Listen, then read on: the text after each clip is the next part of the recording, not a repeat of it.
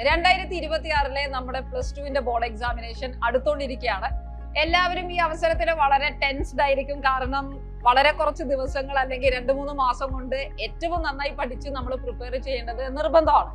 പക്ഷെ സയൻസ് പഠിക്കുന്ന നമ്മളെ സംബന്ധിച്ച് ബോർഡ് എക്സാമിനേഷനോട് കൂടി നമ്മുടെ യാത്ര അവസാനിക്കുന്നില്ല. കാരണം തുടങ്ങുക മാത്രമാണ്.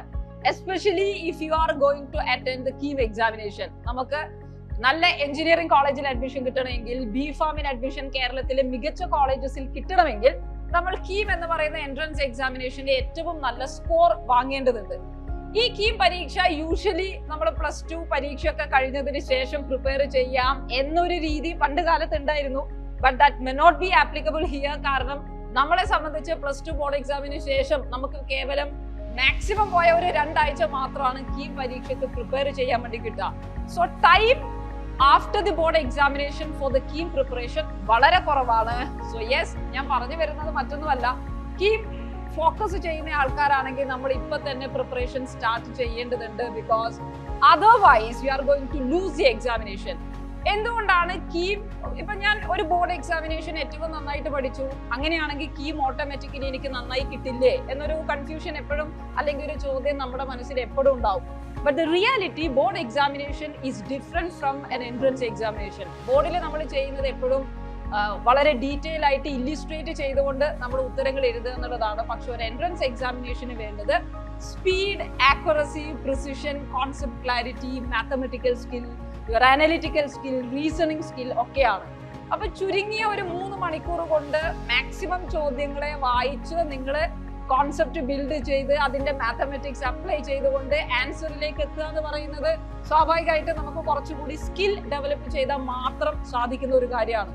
അതുകൊണ്ട് തന്നെ കീം എൻട്രൻസ് എക്സാമിനേഷന് നമ്മൾ പ്രിപ്പയർ ചെയ്യുകയാണെങ്കിൽ you have to start doing the PYQs അല്ലെങ്കിൽ കീം മോഡൽ ചോദ്യങ്ങൾ നമ്മൾ ചെയ്തു തുടങ്ങണം.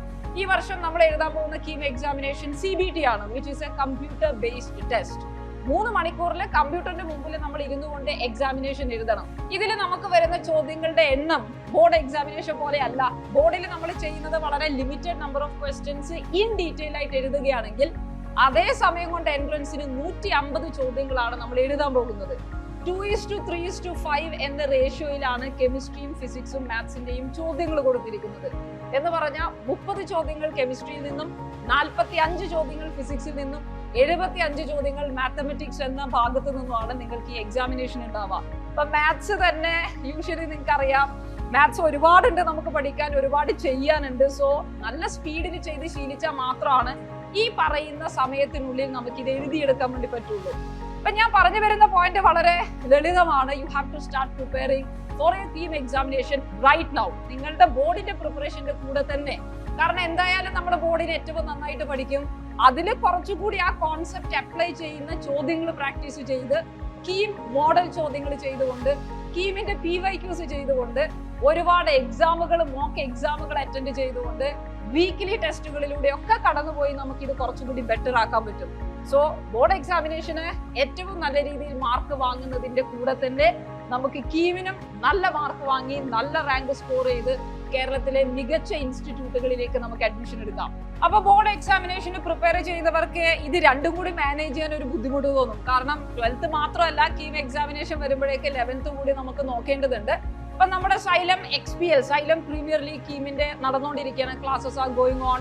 നിങ്ങളുടെ ബോർഡ് എക്സാമിനേഷനെ യാതൊരു തരത്തിലും ബുദ്ധിമുട്ടിക്കാത്ത, എന്നാൽ അതിന് നല്ല രീതിയിൽ സപ്പോർട്ട് ചെയ്യുന്ന രീതിയിലാണ് നമ്മുടെ പ്ലാനുകൾ ഉള്ളത്, നമ്മുടെ ക്ലാസ്സുകൾ പോകുന്നത്.